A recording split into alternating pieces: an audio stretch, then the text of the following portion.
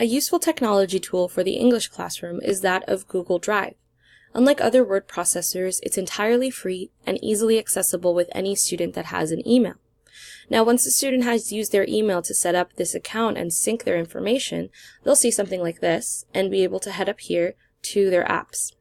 Once there, they can click Drive, and they'll be able to see that they have the option of creating a few different types of documents, whether it be a Google Doc, which will give them the option of different templates, creating resumes, MLA writing, things like that, Google Spreadsheets, or Google Slides.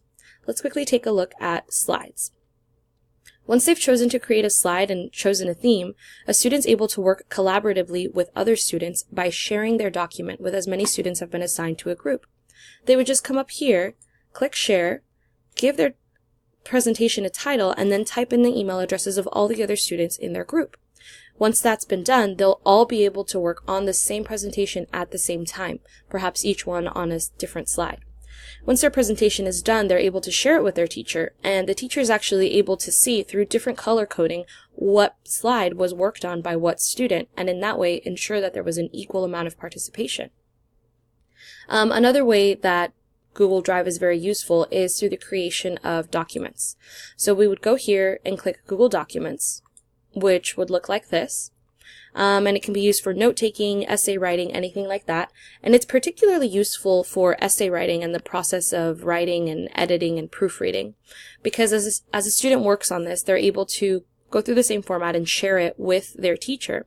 Now, once that has been shared, and something has been written, the teacher is able to add comments to whatever has been written so far. So they would come over here to the right side of the paper and add whatever comment they be.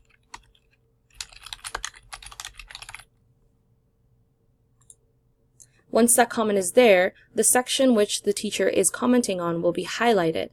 The student can then see the teacher notes, fix whatever they need to fix, and then click Resolve and remove that note. It's a seamless way of the student and teacher collaborating to edit that paper and make it the best that it can be. It's also very nice that at the end, when the student finally submits the paper, the teacher will be able to see the dates and times when the student was logging in to work on the paper, and also be able to see the effort that they made, whether it was written entirely the night before or whether they truly worked on it throughout the process of the paper writing.